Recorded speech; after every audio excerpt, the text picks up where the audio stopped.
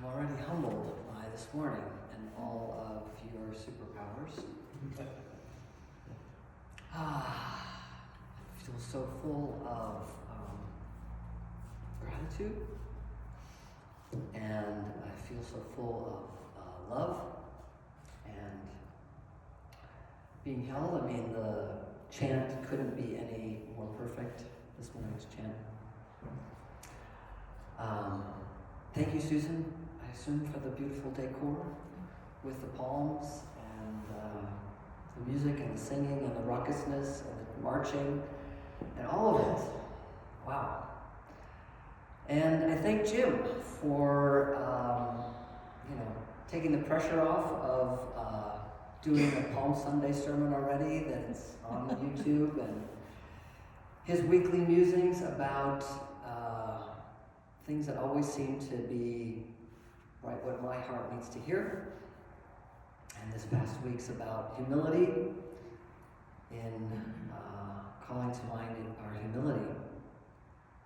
And I've been talking a fair amount about superpowers and our kryptonite, and it seemed to tie together, our humility and our superpowers.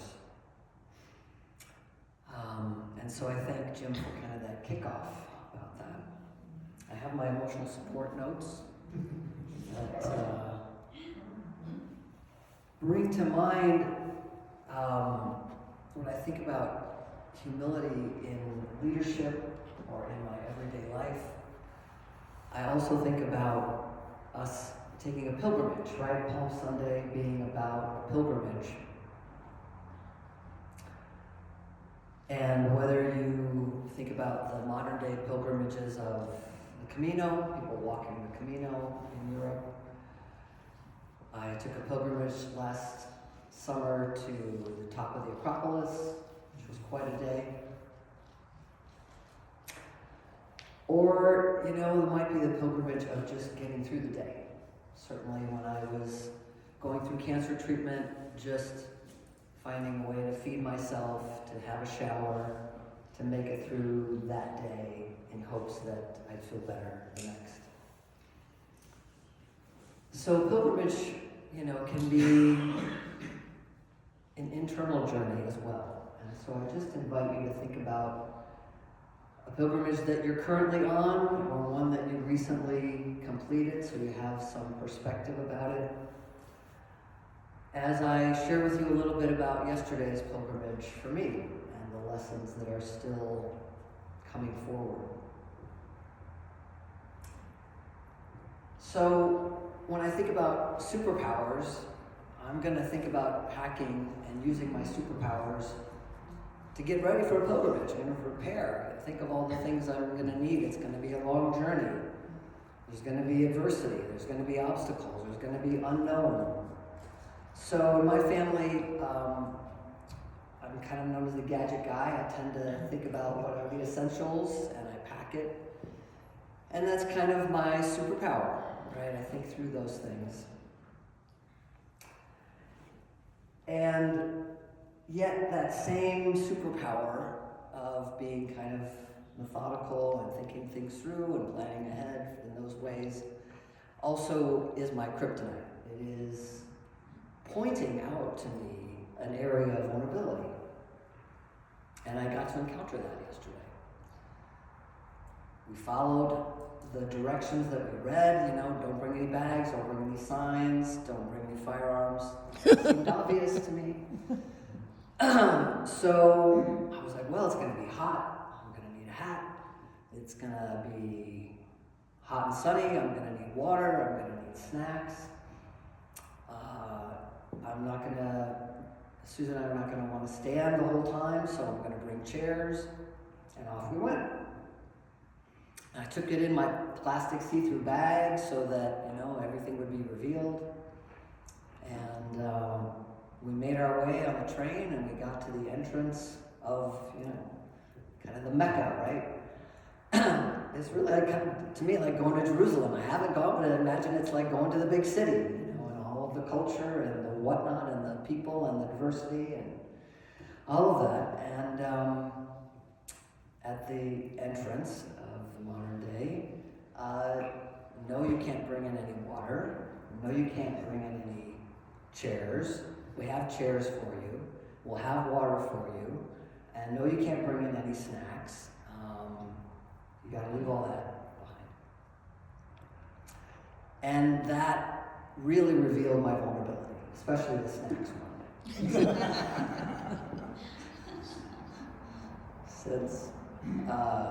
Since transitioning and being on testosterone, I can get into the hangry really easily. And I have to watch out for myself and everyone else by packing snacks. And I noticed that no matter kind of how I said it, I was met with kind of these are the rules, and I felt in that moment like I was being read as this, in fact, he said young man, which was interesting. So I was being read, I felt like I was read as this young white man trying to, shove my way through. And I just took a moment, like, okay, maybe that's how this person's reading me, maybe it's my inference, but either way, I'm now faced with surrendering my superpowers of packing all this stuff. And knowing that I would be uncomfortable, knowing that there would be suffering, but our choice was to carry on with the pilgrimage, enter into the event. And it was hot. I mean, they did have water, thankfully, but we got really hungry, and that was challenging, and there wasn't a lot of shade, and that was challenging. And I can remember my friends, Joan, even saying, have fun on this adventure we were taking today. And fortunately, I had my sunscreen, but the sun's beating down, and I'm not having fun. And Susan's chatting with a woman in a wheelchair. We've got a way to sit in the ADA section. And this woman said, yeah, I just expect, there's some degree of preparing to be uncomfortable. I just expect to be uncomfortable. And I was like, oh yeah. I made this commitment to be willing to be changed by others, to be changed by my experiences. And that was relatively kind of at the core of my philosophy in being a therapist for these past many years. I sit down with a stranger and we're no longer strangers after 45 minutes. I'm willing to be changed by their sharing of their life with me, and certainly I share of me with them. And I recently kind of made a dedication with that in other parts of my life. To be changed to be willing to be changed. It's not so much to be changed, but I think about like marital dynamics and this thing of like, oh, we marry someone for who they are, and then we promptly get into the business of trying to change them. So I've noticed that I've resisted that, in this dynamic in my marriage. And finally, I got to a change of it and thinking about I'm willing to be changed, which is different than being changed.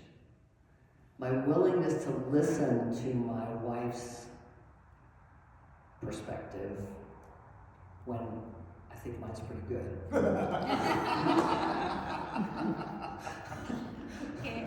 Opens the door for me. I don't have to change, but my willingness to change shifts my willingness to observe, my willingness to listen, my willingness to be uncomfortable, right? And so I started to sit in this experience yesterday of my willingness to be changed. I had to surrender all the things that I thought was needed and essential for me on this journey. And I was going to have a different experience because of that. And could I allow myself to be willing to be changed by the experience that I was having, not the one I wanted to have? So that helped. I started to see more dimensionally kind of the fishes and the loaves experience of all of a sudden I saw people having veggie snacks and Smart Pop snacks, and I was like, well, heck, where did these people get those snacks? And there was a box of free snacks, you know. So it was something. Right? I then had enough blood sugar to be able to engage more with the people around me, and met a couple of amazing human beings. I observed the woman who seemed to be in charge of lots of logistics in a very striking, bright green suit. I'm like, do you know she's in charge of something? Right? Running around, helping people get up on a ladder to take photos, keeping people out of certain areas, and she seemed to smile the entire day, in the heat, in long hair, in a long power suit. And I was really inspired by that ability to bring that kind of resilience to, a pop-up event, right? We don't know what's going to happen, how many people are going to show up and all that. So what I began to think about is the changing of my experience happened in my willingness to accept my current circumstances. And that's kind of a tall order right now. You know, we're engaging in resist tyranny, resist authoritarianism, my life is an act of resistance, right? My existence is an act of resistance has been a common meme I've seen. And what I started to think about was 37,000 people really seem to want to follow the rules and expectations as best as they were laid out. People somehow spontaneously knew how to work together and signal a medic was needed when someone was having difficulty. People left their water bottles outside, right? I left my chairs. So the expectations that we knew existed, we were willing to go along with them. Where I got stuck was when the expectations changed unexpectedly. And I felt threatened, right? My vulnerability was exposed. So I start to think, oh, well, that's kind of a lot of what we're dealing with now, is almost hourly, daily, these changing expectations in what's happening in my life, right? The news cycle, the acts that are happening in the administration are it's like one surprise after another, one appalling, unexpected shaking of my reality or the things that I kind of count on, my Social Security, my pension, you know. And so, of course I'm going to feel threatened, right? And then I'm going to want to protect myself. And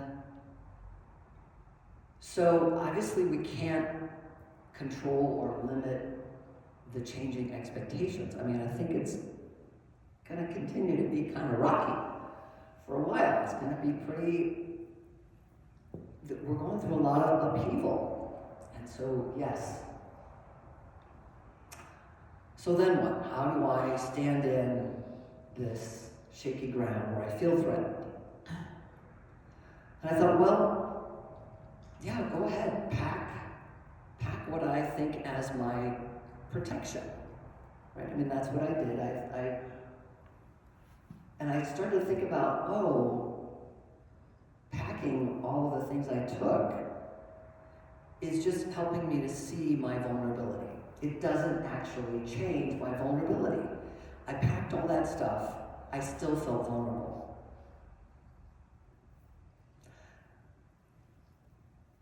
saw where I was nervous. Oh, okay, I'm gonna get hungry, pack snacks. I packed the snacks. I did feel less vulnerable carrying my snacks, but I wasn't any less vulnerable. And that became clear, obviously, when I had to surrender my snacks. I wasn't any more vulnerable, nor any less vulnerable with or without the snacks in my possession. That's the reality for me. I felt less vulnerable or more vulnerable, but I don't think I was any more or less vulnerable. So then, what? Okay, we recognize our vulnerabilities, and we recognize them by the things we pack, the protections we put on, the defenses we create, the ways in which we think we are going to look after ourselves. And I've been in a lot of despair lately, and looking for oases, avenues for nourishment, something to get out of my head and into the earth. And we live in an area where there's a lot of agriculture, and I happen to start to notice that at the corner of two streets that I cross fairly often on my way to yoga, that this house has organic fruit. Kind of for sale, but mostly for giveaway. So, stopped one day. It's like, oh, this is lovely. Bag of oranges, bunch of lemons. Please put in $1. Okay, fine. And then I meet the dog who comes to the gate, just wants to be loved. I don't have a dog right now, so I want to love this dog, right? And then the woman comes who happens to be living there, comes to the gate, we start to chat. And she opens the gate, we start to chat some more, and I said, do you need any help around here? Because I need someplace, somehow, to just connect. Connect with Earth, connect with people outside of my usual mind. And she's like, yeah, come on back and meet my husband and we'll talk. And she's from Germany and came back and met with him, and he, presented like he's lived through a lot of rough times and hippie times and whatnot, and grown stuff here, and if you want to come around and pick oranges and all that. So okay. So I'm feeling really good, these folks are doing events for 420, and they've got a sauna and a spa in the back, and do a lot of, make their own CBD products, and I'm like, hey, these could be new friends of mine. It's gonna be great. I go home and talk about it. And so finally, a week goes by, and I have a day where I'm like, I'm gonna go over there and pick fruit and hang out. So walk in, and just the husband's there, and he's like, I need you to drive the Kubota, little tractor thing, and I'm gonna spray weeds. And as we're going to get everything ready, he goes and opens his office, and he's got 2 enormous Trump flags. Wow, I'm having a new experience. Interesting. And so I carry on.